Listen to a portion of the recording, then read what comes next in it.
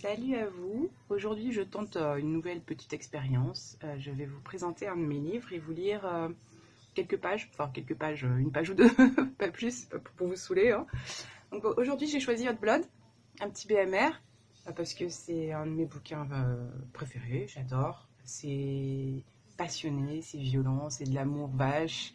Enfin, c'est tout ce qu'on aime. Une héroïne grande gueule et un héros qui s'en laisse pas compter non plus, qui est évidemment sexy au possible.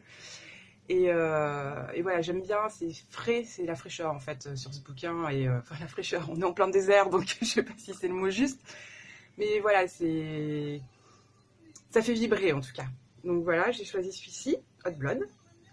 Au passage, j'adore la couve. Je trouve que la jeune femme qui a été choisie représente parfaitement bien l'héroïne avec son regard de tueuse. Donc voilà. Je vais vous commencer la lecture avec le chapitre 1, tout simplement, parce qu'on rentre tout de suite dans le bain avec Sienna, l'héroïne. Alors, je déteste cette ville. Je déteste ces murs crème, ces rues sèches où brûle l'asphalte, ces maisons bien comme il faut avec leur drapeau de la bannière étoilée. Je déteste les regards curieux et invasifs. Je déteste à peu près tout dans cette ville, y compris moi. Pour avoir la bêtise d'y refoutre les pieds. On entend mon téléphone, désolé. 10 ans maintenant, et plus ma voiture s'enfile dans ces rues, et plus je songe que ce n'est toujours pas assez. Non, il m'en faudrait au moins 10 de plus, peut-être 20. Je reconnais chaque demeure, chaque devanture de magasin, chaque parc, et toutes ces images qui s'impriment sur ma pupille sont autant de souvenirs que je souhaiterais oublier. Je sens mon cœur battre jusque dans ma gorge. Mes mains sont moites sur le volant. Les autochtones, tous ces braves citoyens moralisateurs qui pensent tout savoir, regardent passer ma Pontiac d'un air ahuri. Putain, greffez-vous un cerveau ou trouvez-vous une vie! Je pousse un rat à la mer en me garant sur le parking devant le restaurant. J'ai faim. Je n'ai rien avalé depuis hier soir et un frigo vide m'attend là où je m'apprête à passer la nuit. J'ajuste mes lunettes de soleil sur mon nez et remonte un vieux chapeau de paille sur ma tête, comme s'il pouvait me camoufler des regards sournois. Peine perdue. Ces gens-là ont des radars. J'ai à peine le temps de poser un pied sur le trottoir que je surprends déjà les œillades appuyées de deux grands-mères. Elles me reconnaissent rapidement et je les vois en train de chuchoter avec leur langue de vipère. Pour autant, je refuse d'accélérer le pas et me contente d'enfiler mon blazer et de marcher jusqu'au restaurant. Manger vite fait et partir me terrer dans mon chenil. En poussant la porte du boui-boui, j'ai soudain l'impression d'être projeté 50 ans en arrière. Les vieilles nappes à carreaux sont assorties aux banquettes en cuir vermillon et confèrent au bar cette touche désuète. Je m'approche du comptoir. Au son du carillon, plusieurs têtes se sont tournées. Et mon chapeau et mes lunettes me garantissent un certain anonymat. À défaut de passer inaperçu, je peux être confondue avec une touriste, ce qui fait tout de même de moi une étrangère.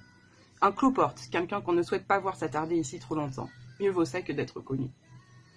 Je m'assieds sur un tabouret près du comptoir, dos au reste de la pièce, et commande une pizza à une serveuse heureusement trop jeune pour m'avoir déjà vue ici. Je siffle une bière en attendant d'être servie, les coudes sur le bar, la nuque légèrement baissée. Je ne tiens pas à ce que l'on vienne m'emmerder pendant mon repas, pas encore. Je sais très bien que je n'y couperai pas, je suis obligée de rester dans cette ville jusqu'à trouver un acheteur pour la maison de mes parents. J'ai besoin de fric urgemment. Et dormir ici me permet d'avoir un toit sur la tête sans avoir à mendier un canapé au prix d'une copine, ou d'être obligée de coucher dans le lit d'Esteban pour éviter les ponts. Esteban étant le moins pire de toute ma liste. Ma bière tiédit vide, la chaleur est étouffante dans le coin, comme toujours. On est proche du désert, dans une ville où le soleil ne s'éclipse que pour libérer des flots de moustiques et des nuages de poussière. Je jette un œil à mon téléphone pour m'occuper, mais je n'ai aucun message. Qui m'appellerait de toute façon, en dehors de Cheyenne, ma seule véritable amie, ou de Marley à qui je dois du blé. Quelle perspective réjouissante. Lui rendre son fric ou écarter les cuisses pour ce connard. Et quel connard. Je dévore ma pizza comme si je n'avais pas mangé depuis 1000 ans. Soudain, je me rends compte que les bruits ambiants ont baissé de volume. Un frisson me traverse l'échine. Je croise le regard perplexe de la serveuse et sens la pizza me remonter dans l'œsophage. Je prends sur moi et tente de me comporter comme si je n'avais pas remarqué le changement climatique à l'intérieur du bar. Ce qui devient très difficile lorsque deux types s'accoudent à mes côtés. Je pousse un soupir tellement long que j'arrache un sourire à l'un d'eux. L'homme a maintenant une 50aine d'années, une moustache poivre et sel ainsi qu'une calvitie très prononcée. Son regard noir perçant et son foutu rictus en coin m'annoncent déjà que j'ai mis le pied dans le bourbier. Je ne l'ai pas vu depuis 10 ans, mais je le reconnais tout de suite. Difficile d'oublier ses yeux de fune et sa petite voix de fausset. « Eh ben ça alors, c'est pas un mirage !» Pendant qu'il me dévisage comme s'il tranchait des bouts de ma figure avec un couteau à lame crantée, je mâchouille mon morceau de pizza comme une vache en affichant volontiers un air bovin. « Tu le crois, chêne-nez ?»